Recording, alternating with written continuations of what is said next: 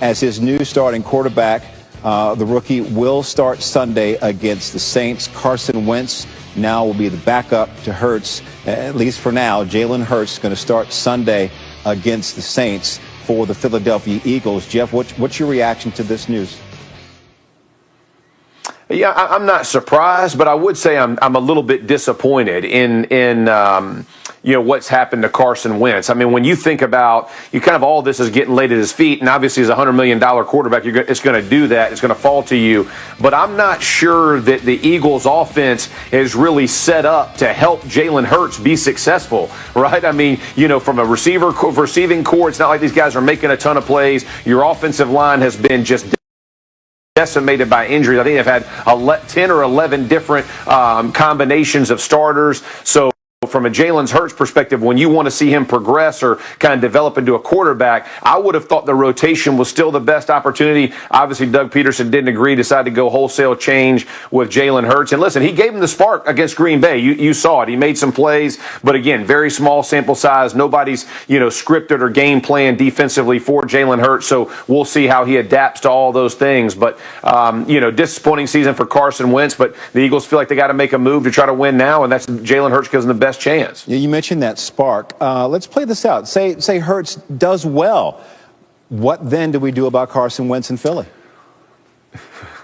You got to trade him. I mean, and listen, I mean, it's possible, right? I mean, I think we were talking this morning on Get Up, and I think Dan Graziano he talked about that it's a $34 or $35 million swing, but you could potentially trade him and make some things happen. But that would require Carson Wentz to be kind of ascending, right, Jay? Like when you see a guy descending, there's not a lot of people who want to throw the chips in. So to take him completely off the field, you're not giving a lot of people hope to want to try to trade him. And for the cap number that he's going to hit, I think it's $50 million or some kind of crazy number that he would put against the cap to be released. It's one that he's going to be part of the Eagles organization without a trade. And so, how does he help benefit Jalen Hurts moving forward? Can Jalen Hurts perform at this level? We'll see. Bunch of ifs and questions, I know that, but a lot of money on the table for the Philadelphia Eagles. No doubt about that. All right, again, our breaking news from Adam Schefter and Chris Mortensen. Jalen Hurts will start for... And then we got to this franchise. The Lakers believed in us, and they rewarded us with those contracts. It's a great partnership. So LeBron got the extension. The Lakers re-signing Anthony Davis to rejoin LeBron for next season. Caesars William Hill have the Lakers as 3-1 favorites to win another title. That is ahead of the Bucks, and Nets at 5-1 is the second favorites. And they're plus 140 favorites to win the West. Only the Clippers at plus 250 are even close to that. You're putting a few American dollars on Golden State to win the West. A healthy Steph Curry is what you're banking on. And speaking of Steph and speaking of bank, Curry saying Monday he's in talks on a contract extension with Golden State. He's 32 years old, signed a 5-year Supermax deal in 2017, and says he wants to retire with the team that drafted him. I like that. I hope he does. Yeah, I like that too. I mean, he's in the middle of a $200 million contract, and he's like, maybe another one. Let's slide another one my way. Hey, Steph, can a brother borrow $20? Just 20? You're far more modest than I am. Those are your half-hour headlines. Following breaking news here on SportsCenter, not the news that Ohio State wanted. Michigan has canceled its game against Ohio State this Saturday due to positive COVID-19 cases and student-athletes in quarantine in the Wolverines program. Michigan saying in a statement it will continue daily testing with hopes of getting back on the practice field when cleared by medical professionals. It's good to welcome back Paul Feinbaum here on SportsCenter. So, Paul, this news coming in moments ago. And the Big Ten conference rules are clear. 6 wins in order, or rather 6 games played to get into the Big Ten championship game. Now Ohio State doesn't have that. What should the Big Ten do now with regard to 4th-ranked Ohio State? Well, it seems like the Big Ten has to find a way to rearrange the schedule this weekend, Randy. And I think they will. If they don't, they're really cutting their own throat. Remember, this is a league that on August 11th shut down, then they came back and really left themselves no wiggle room. It's important to remember on December 19th, when the Big Ten championship game is going to be held, the rest of the league is going to be playing that day. So all they need to do is rearrange some things. It's not the biggest deal in the world. And I sense they'll do it. I'm sure it wouldn't be that difficult.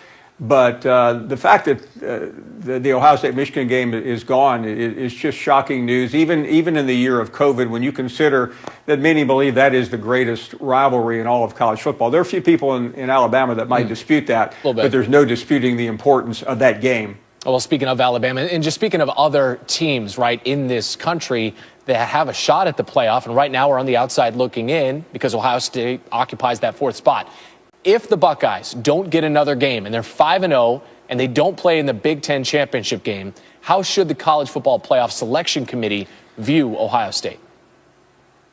Well, ultimately, they may get another game on the 19th, but they won't be a champion, and I think that could hurt them. Although it's very possible this year you could see Alabama get in should Alabama lose to Florida, and you could see the same thing with Notre Dame should the Irish lose to Clemson. So that data point I don't think is going to be that critical.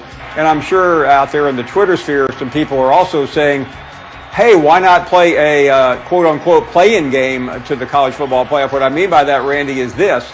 Texas A&M, which will likely be number 5 this week, doesn't have a game either Saturday because it lost the game against Ole Miss due to COVID. I know that probably won't happen, but I'm sure there'll be a lot of speculation about why it couldn't happen. Especially after what happened with BYU and Coastal Carolina. We've seen big games come together on short notice, and perhaps maybe, necessity driving this invention here with regard to the schedule. I want to go back to something you said about the Big Ten with regard to what is perhaps the easiest path here.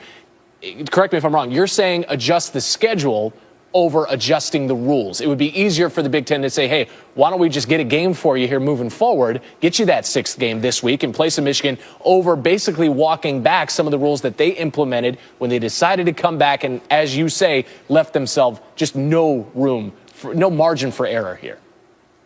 Yeah, I mean, I think it would be more legitimate to at least force Ohio State to do something else to get to that game. I don't think there's any doubt they're the best team in the league. They've beaten Indiana, which looks like they're very likely to be the second best team. But if they don't do that, then they leave themselves at the mercy of the committee. But if they get Ohio State into the championship game, and by doing that, they need a game this weekend, then it takes care of itself. If Ohio State beats, let's say, Wisconsin or Nebraska or somebody this weekend, and then plays Northwestern the following weekend, they're going to get into the college football playoff at that point. If they don't play this weekend, they are really rolling the dice.